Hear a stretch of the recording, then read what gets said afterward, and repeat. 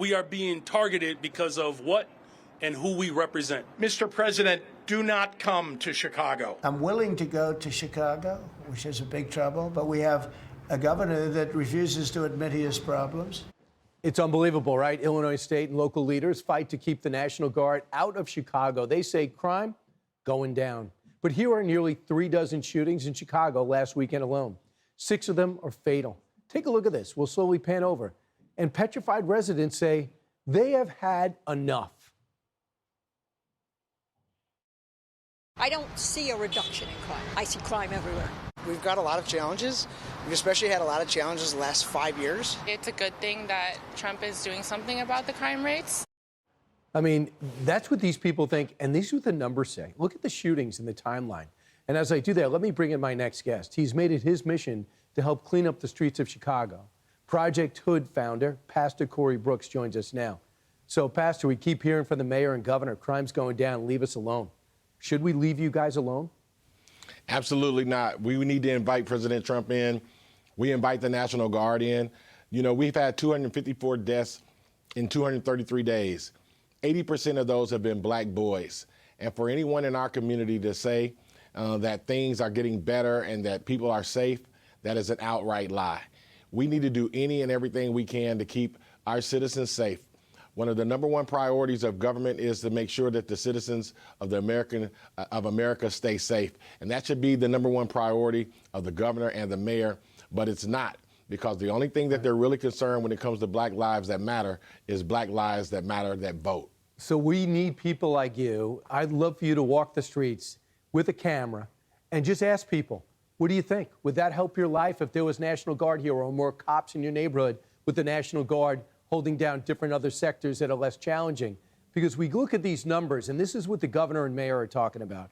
Murders are down 50%, robbery down 11%, burglary up 8%, felony theft up 46%, misdemeanor theft up 61%, motor vehicle theft up 80%. Those first 2 numbers is what they're leaning on. Those other numbers are so disturbing, it's sickening. So how do we break this? How are we going to break with Democrat against a Republican, and we end up in a political fight, and the people are not, their needs are not being addressed? We break it by telling the truth. We break it by hearing what the people have to say from the community. There's no doubt about it that crime is still a serious problem in the city of Chicago. Anytime you have individuals breaking in stores downtown in Nordstrom's, that's a problem.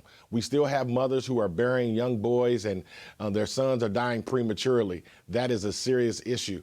And for individuals to make us try to feel as if we're witnessing things getting better, that's not right. It's distasteful. And for those who live in our community, we realize that's a lie, and we realize that something needs to be said. That's why I'm speaking out every time I get a chance, because I bury these black boys. I see the mothers who are crying. I see the deaths that are going on every day, and I witness the crime in our community every single day on the sidewalks.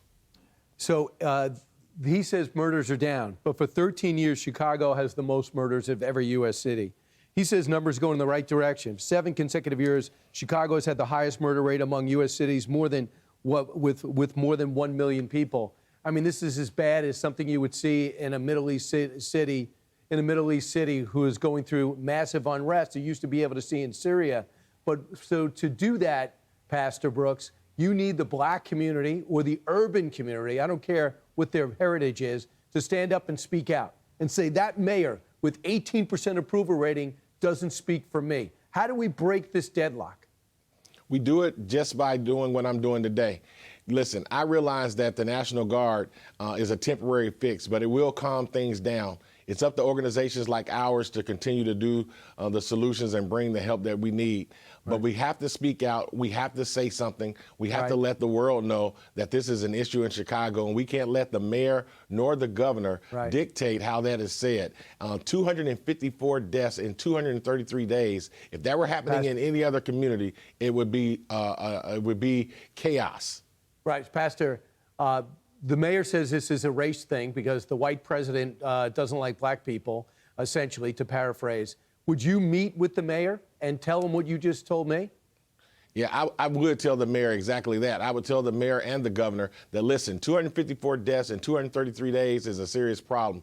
This isn't about race. This isn't about President Trump. It's about the safety of American citizens. It's about the safety of people who live in Chicago. It's about the mothers who are seeing their children die every single day, being shot and killed. And we need to do any and everything possible to make sure that we stop the deaths in the city of Chicago. And just for the record, you have not met with him, right?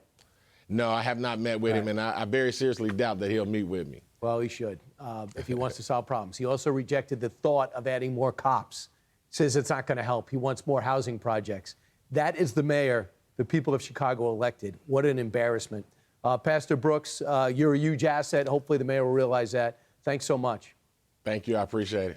I'm Steve Ducey. I'm Brian Kilmeade. And I'm Ainsley Earhart. And click here to subscribe to the Fox News YouTube page to catch our hottest interviews and most compelling analysis.